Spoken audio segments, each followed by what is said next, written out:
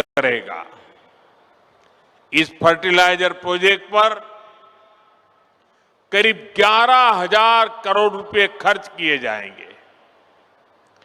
यहां हर साल 12 lakh matric ton से ज्यादा खाद बनेगी। जब उत्पादन यही होगा तो सप्लाई तेज होगी, लॉजिस्टिक का खर्चा घटेगा। साथियों, नाम रूप की ये यूनिट रोजगार, स्वरोजगार के हजारों नए अवसर भी बनाएगी।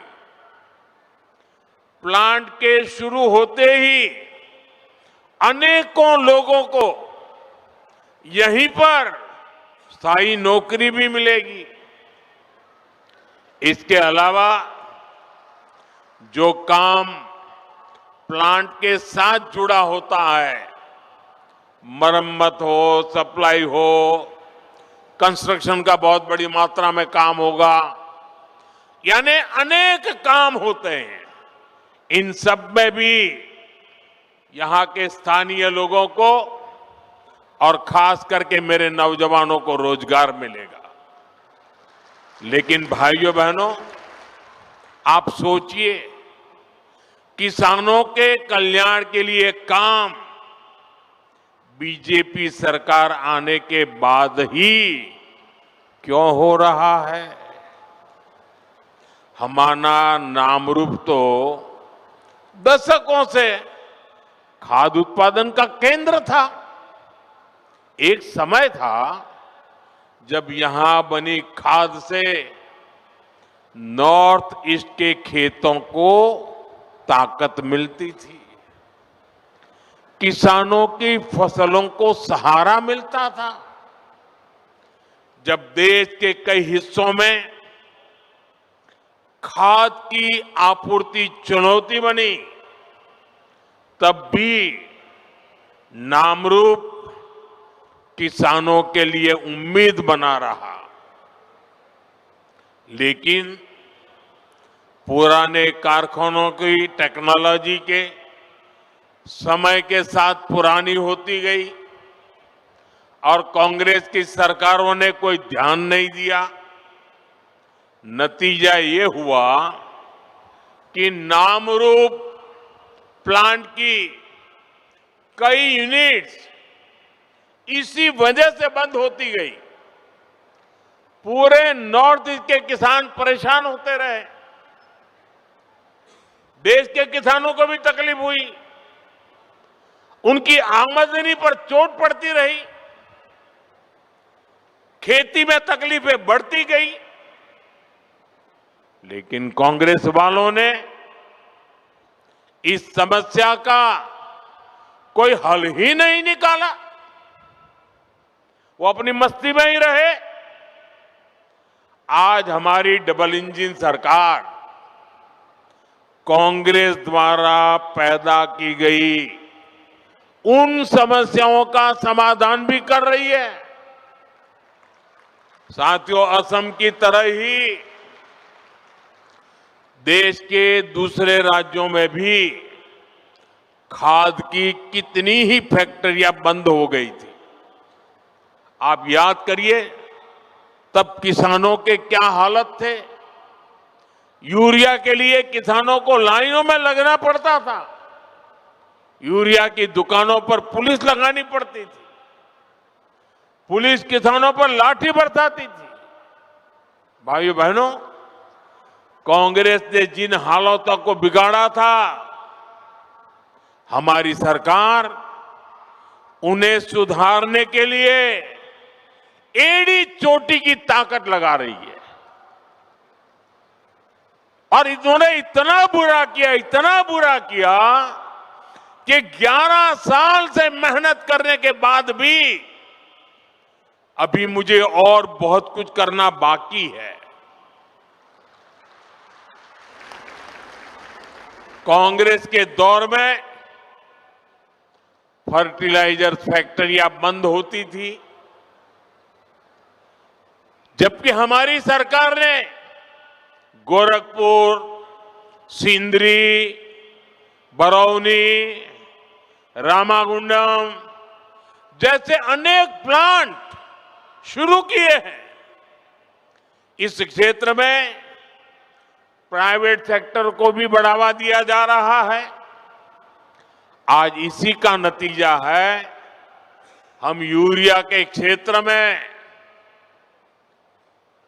आने वाले कुछ समय में आत्मनिर्भर हो सके, उस दिशा में मजबूती से कदम रख रहे हैं।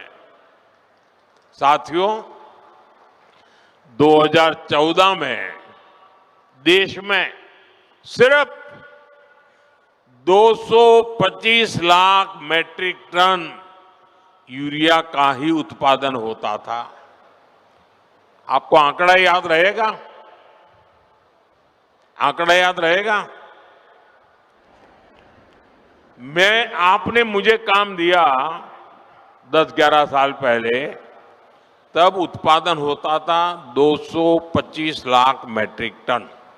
ये आंकड़ा याद रखिए। पिछले 10-11 साल की मेहनत में हमने उत्पादन बढ़ा करके करीब 306 लाख मैट्रिक टन तक पहुंच चुका है। लेकिन हमें यहां रुकना नहीं है, क्योंकि अभी भी बहुत करने की जरूरत है। जो काम उनको उस समय करना था नहीं किया, और इसलिए मुझे थोड़ा एक्स्ट्रा मेहनत करनी पड़ रही है। और अभी हमें हर साल करीब 380 लाख मैट्रिक टन यूरिया की जरूरत पड़ती है। हम 306 पर पहुंचे हैं, 70-80 और करना है। लेकिन मैं देशवासियों को विश्वास दिलाता हूं, हम जिस प्रकार से मेहनत कर रहे हैं, जिस प्रकार से योजना बना रहे हैं, और जिस प्रकार से मेरे किसान भाई बहन हमें आशीर्वाद दे रहे हैं, हम हो सके उतना जल्दी इस गैप को भरने में कोई कमी नहीं रखेंगे। और भाइयों बहनों, मैं आपको एक और बात बताना चाहता हूं। आपके हितों को लेकर हमारी सरकार बहुत ज्यादा संवेदनशील है। जो यूरिया हमें महंगे दामों पर विदेशों से मंगाना पड़ता है, हम उसकी भी चोट अपने किसानों पर नहीं पड़ने देते।